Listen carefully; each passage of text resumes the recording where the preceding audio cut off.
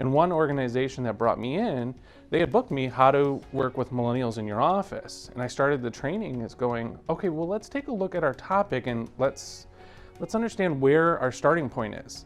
It's a negative starting point. They said, why? I said, well, it's how to put up with millennials. I said, what if we change the title of today's talk to how to put up with women in the workforce? Anybody offended? They're like, yeah.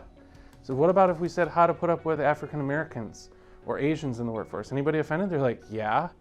So, well, you're being ageist. So you can't be sexist, you can't be racist, but it's okay to be ageist. And they said, no.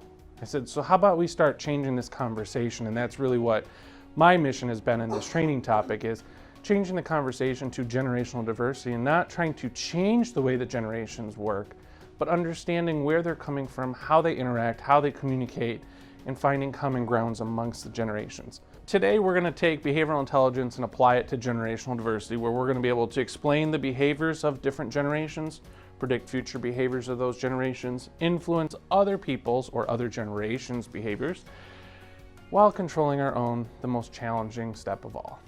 And then they come into the workforce. And in the workforce, they're now going from a quad to an office or a cubicle, where they're very individual. And that was a lot of those challenges that the businesses were starting to have, because this group of people were raised a certain way, and then there was massive change to that structure.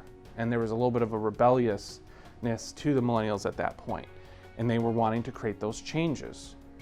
So when we start looking at defining events, and we start looking at some parallels between generations, we've got World War II over here in the Traditionalists.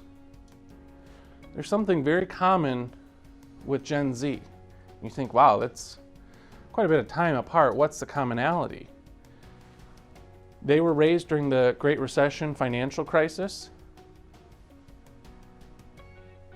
Depression, right? So there's some ties that we've yet to really get enough information on from life events impacting them.